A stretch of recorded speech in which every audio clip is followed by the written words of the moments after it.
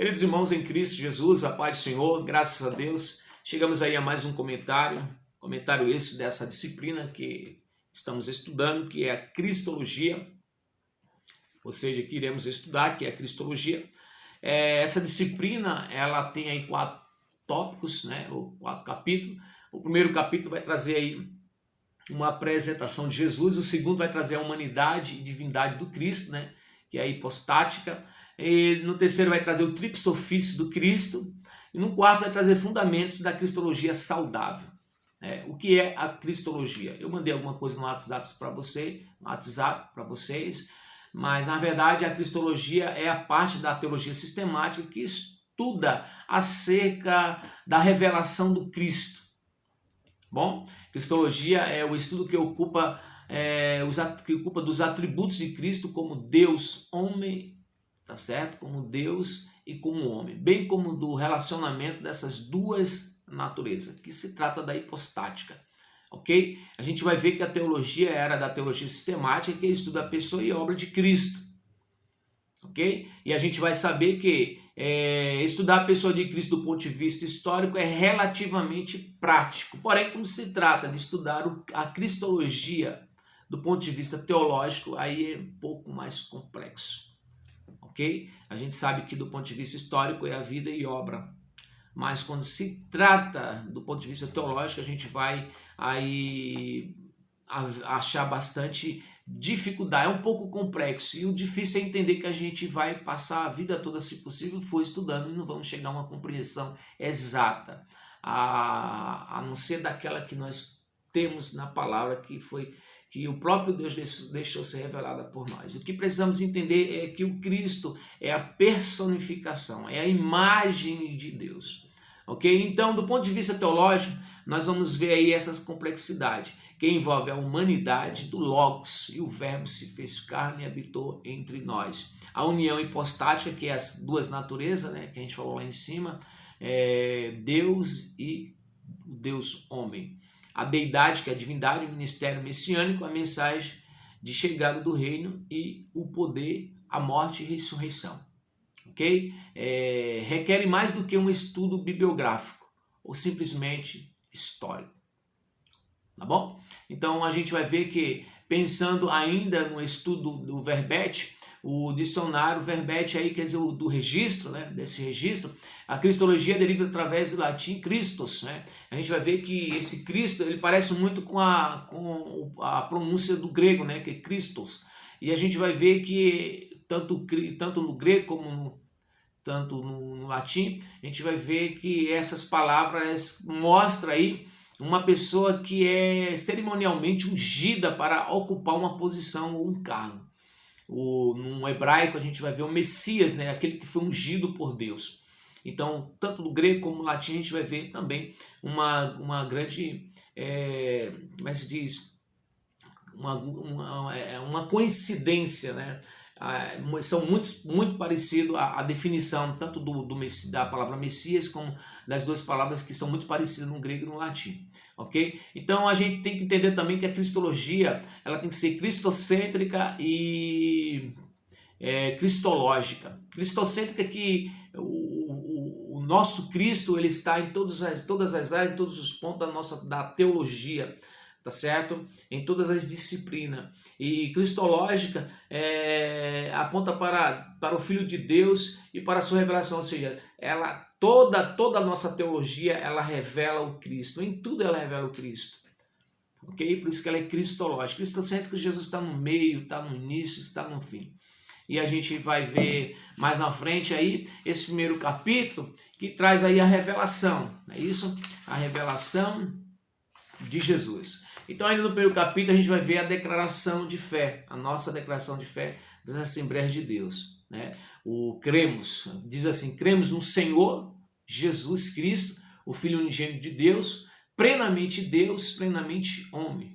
Essa é a nossa declaração de fé, é o nosso cremos. A gente vai ver também na concepção e no seu nascimento virginal, na sua morte vicária, ou seja, substituindo, né? Nos substituindo, e expiatória, ou seja, nos purificando. A sua morte vigária, quer dizer que ele morreu no nosso lugar, e proporcionou para nós expiação e nos fez expiação ou expiatória em sua ressurreição, ou seja, nos purificou, né, de todo o mal. A sua morte, ela é uma morte vigária, além de ele morrer por nós, ele ainda nos trouxe purificação, trouxe isso para todo aquele que nele crê. Isso tem que ficar muito bem claro, ok? Em sua ressurreição corporal dentre os mortos e em sua ascensão, ou seja, subida vitoriosa ao céu como Salvador do mundo. Então é nisso que nós cremos. Isso está na nossa declaração de fé. Nós cremos das Assembleias de Deus do Brasil,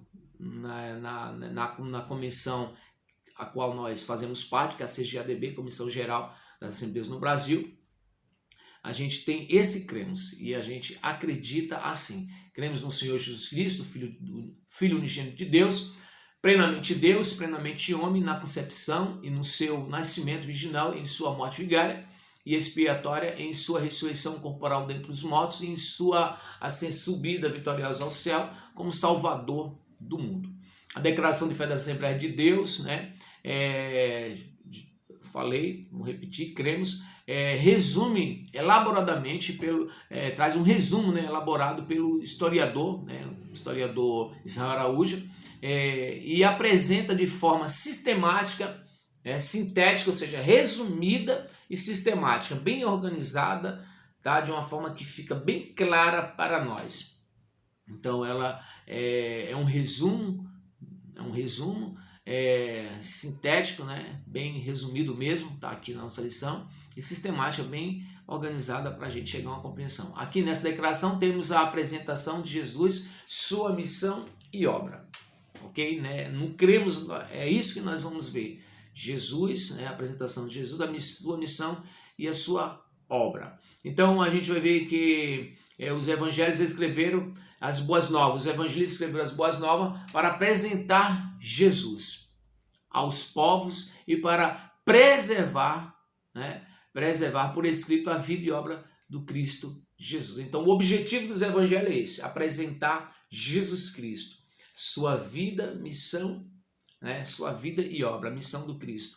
E também para preservar, isso fica bem claro, por escrito a vida e obra do Cristo Jesus. Cada um deles apresenta Jesus para um público-alvo e confirmando as promessas feitas pelos profetas no Antigo Testamento. Então a gente vai ver isso aí nessa apresentação de Jesus. Então essa apresentação de Jesus traz aí, esse primeiro capítulo, traz aí uma apresentação de Mateus, uma apresentação de Lucas, do Cristo. É um resumo, gente, tá certo? É uma síntese mesmo, é uma síntese sistemática, ok? É um resumo bem elaborado, bem organizado, para uma compreensão, para nos trazer uma base, ok? Então a gente vai ver dentro do Evangelho de Mateus, a gente vai ver que Mateus tem um público, e o público de Mateus é os judeus, né? O livro, aí Mateus vai trazer aí uma geração, né? Uma genealogia, onde a gente vai ver a geração de Jesus Cristo, filho de Davi, filho de Abraão, não é isso? E Mateus 1. Mateus abre seu evangelho identificando os judeus que Jesus é o Messias prometido. E nesse primeiro verso reivindica a descendência de fé através de Abraão. Então a gente vai ver que desde Abraão, né, a gente vai ver uma genealogia vinda de Abraão. Por quê? Porque ele está escrevendo para os judeus. E tem como objetivo essa genealogia reivindicar a posição do verbo, do Jesus Cristo, o Filho de Deus, filho de José, Maria, da linhagem de Davi, herdeiro legítimo do trono, ok? Herdeiro legítimo do trono. Então tá aí. É isso que Mateus mostra. Neste primeiro verso reivindica a descendência de fé através de Abraão e da descendência messiânica através de Davi, ok? A gente vai ver aí também que Mateus mostra a universalidade da salvação. A salvação não está restringida aos judeus. Então, Mateus deixa isso muito bem claro ainda na genealogia, onde a gente vai ver Tamar, né, uma cananeia, nós vamos ver também Raabe, uma habitante de Jericó, a gente vai ver também a Ruth, a Moabita, nós vamos ver também a Betseba, a Hitita, né, uma Hitita, a Betseba que se casou-se com Davi. Mateus mostra que a salvação inclui também as mulheres, as crianças, os pobres, os estrangeiros e os marginalizados da sociedade, tanto romana quanto judia. E isso aqui chocou, né? Isso aqui bateu forte, né? Contra o grande paredão do judaísmo, das facções judaicas, né? A gente vai ter várias, né? Fariseus, saduceus, zelotes e outros grupos. É isso? A gente vai ver Paulo combater muitos que se diziam ser cristãos, mas na realidade eles estavam querendo, né, se infiltrar no nosso meio, querendo tomar proveito de alguma situação para contra-atacar, né, o evangelho, contra-atacar as boas novas, que no momento crescia de uma forma tremenda, com poder e autoridade. Ok? Então essa universalidade chega no seu ápice na revelação com Cristo no capítulo 28. A gente vai ver que e chegando Jesus falou-lhes dizendo: é-me dado todo o poder nos céus e na terra, portanto ide, ensinar. A gente vai ver Mateus iniciar o evangelho identificando Jesus, o Cristo, né, revelando a sua autoridade. É isso que a gente vai ver, Mateus revelando a autoridade do Cristo no início, e termina com a declaração de Cristo que esta mesma autoridade é dada aos seus seguidores, mostrando dimensões do evangelho. Que dimensões são essas? Poder, né? Todo poder, todas as nações e todas as coisas, todos os dias. Plenitude de poder, plenitude de extensão, plenitude de intenção e plenitude de presença. Então, Mateus inicia revelando Cristo com todos os poderes, né? Com poder e grande glória. E esse poder, ele conclui no finalzinho, mostrando que o Cristo não só tinha poder, não só tem poder, mas ele também delega poder aos seus seguidores, que depois, mais na frente, em Atos dos Apóstolos, passam a ser chamados de cristãos. Tá bom? A gente vai ver aí mais na frente a apresentação de Marcos. Já Marcos tem como público, o público-alvo, os gentios e os romanos. Ok? Marcos, é interessante Marcos, que Marcos usa muito o advérbio logo, né? Que é o ethos, né? Que traz a ideia de ação rápida. Ok? A gente revelando a ação do ministério de Jesus. Além disso, Marcos é o evangelho mais sintético, ou seja, curto, né? Mais resumido. Objetivo dos quatro, mais sintéticos e objetivo dos quatro. Marcos revela este servo em ação ao relatar a frase de Jesus em Marcos 10:45, que diz: porque o Filho do Homem também não veio para servir, mas para servir e dar a sua vida. Então, Marcos mostra o Cristo, né, como servo, Já o Mateus, ele mostra o Cristo de uma forma diferente, né? Mateus vai mostrar o Messias prometido, né? O Messias, o Filho de Deus, o Messias vindo da linhagem de Abraão, da linhagem de Davi. Marcos já mostra o servo em ação, ok? E a gente vai ver aí Marcos revelar o servo em ação, o Cristo profetizado, agora encarnado, crido por uns, rejeitado por outros, morreu, ressuscitou, foi assunto aos céus e breve voltará. Não é muito diferente da nossa declaração de fé, ou seja, do nosso cremos. Em Lucas a gente vai ver um público também. Lucas tem como público o público-alvo da sua mensagem, do seu evangelho, os gregos. A gente vai ver que Lucas apresenta Jesus também como o homem perfeito, não é isso? O homem perfeito. A gente vai ver que Lucas retrata no seu evangelho o crescimento de Jesus, né? O crescimento de Jesus, tanto fisicamente, espiritualmente, intelectualmente. O Lucas é tremendo, porque Lucas, fica um pouco difícil falar isso aqui, mas é importante. Lucas, ele vai de encontro aos seus compatriotas justamente mostrando Jesus, o homem perfeito, porque a busca dos gregos na sua época, naquele momento, era achar o homem perfeito. Agora Lucas chega e diz: eis aqui o Cristo, o homem perfeito. Aleluia. Aleluia, que veio para revelar, para mostrar as coisas de Deus. Aliás, ele é o próprio Deus, é o que Lucas quer dizer, né? E isso fica muito bem claro aqui. Lucas nos dá ainda o relato do Getsemane. Aliás, lá antes, né, a gente vai ver que Lucas nos mostra que Jesus sempre soube da sua missão. O homem perfeito, isso fica claro no relato de Jesus, ainda menino no templo. A gente vai ver isso em Lucas 2,49, quando ele diz: por que é que me procurais? Não sabeis que me convém tratar dos negócios do meu Pai? Então Lucas deixa isso aí muito bem claro. Lucas nos dá ainda o relato do Getsemane, né, onde Jesus ele suava gotas de sangue. A gente vai ver isso aí em Lucas 22, capítulo 22, versos 42 e 44. Amém? A gente vai ver que Lucas, assim como Mateus, ressalta a universalidade do Evangelho ao relatar os encontros de Jesus com os improváveis das sociedades da época. O valor que dá às crianças, aos marginalizados. A gente vai ver também mais, precisamos entender que a universalidade do Evangelho não é um conceito de universalismo. O universalismo é uma doutrina onde alega que no final todos serão salvos, tá certo? Agora eu quero entrar aqui nessa apresentação de João e concluir.